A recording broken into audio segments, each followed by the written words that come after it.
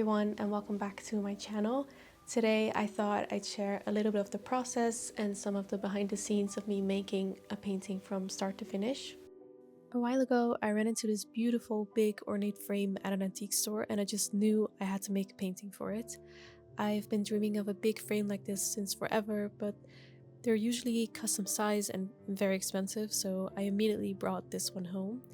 I measured the frame and got a custom size wood panel cut so it would fit perfectly. The frame was originally set up to be horizontal, but I thought it would be perfect for a vertical, either full length or mid length portrait.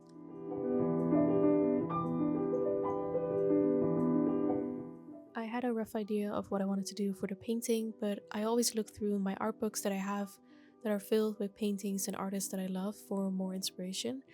And even though I only have a couple of books at the moment, I always find something new that inspires me whenever I flip through them.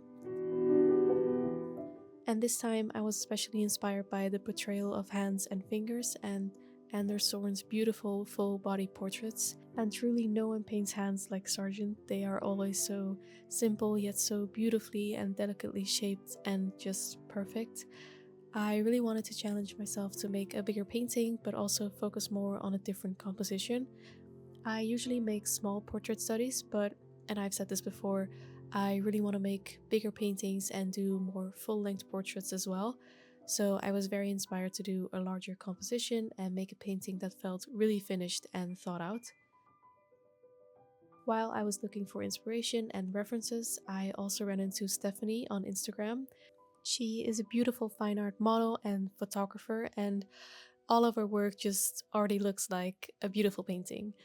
She just fit my idea so perfectly, so I was very happy to purchase some of her references and use one of them for this painting.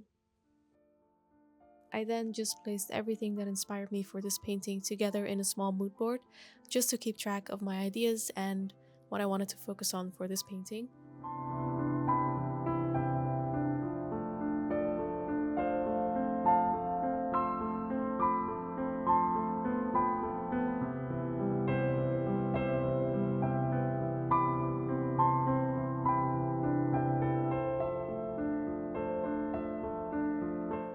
I wanted to make a small quick sketch first, just to get an idea for the composition and to familiarize myself with the shapes and the form of the subject. And I thought this composition would look really nice on the panel as it is quite long but not very wide. And I thought the fabric was just draped so nicely on the figure like this.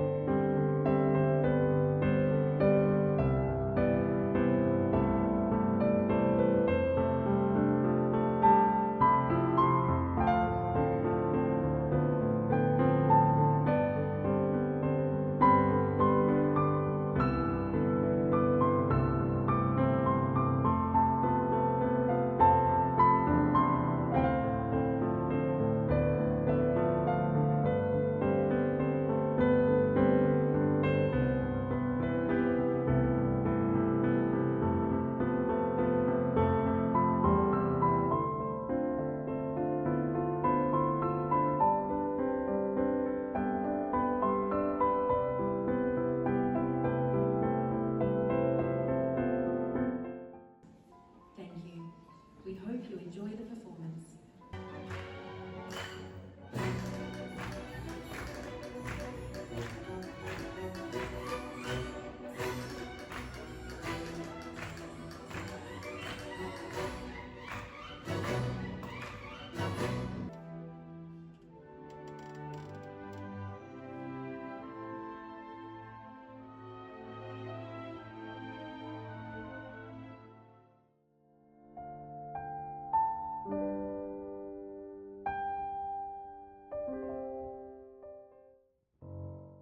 And finally, it's time to start the painting. I primed the wooden panel with several layers of gesso while sanding it in between.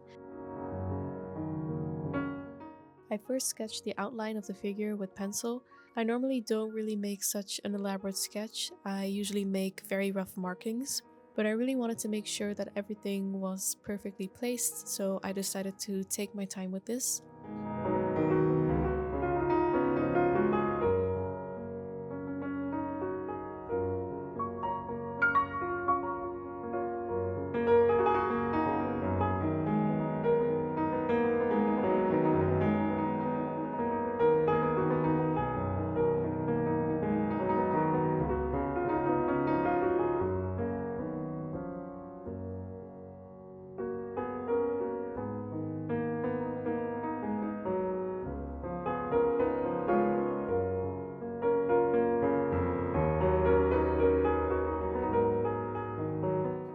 I also decided to try a little bit of a different technique with this painting. Usually I block in everything and I'm not really too careful with the precise placement of the colors at first, but with this piece I really tried to start with small, somewhat transparent layers to see how this would affect the final painting. And I think this worked nicely with the shadows and I like keeping them somewhat transparent. And I also think I'm still searching for what kind of balance I want to have in my paintings when it comes to painting more detailed or letting more of those fresh and bolder brushstrokes come through. So it was very nice to kind of experiment with this and try something different. And this painting helped me learn so much about the direction I want to go in with my future paintings.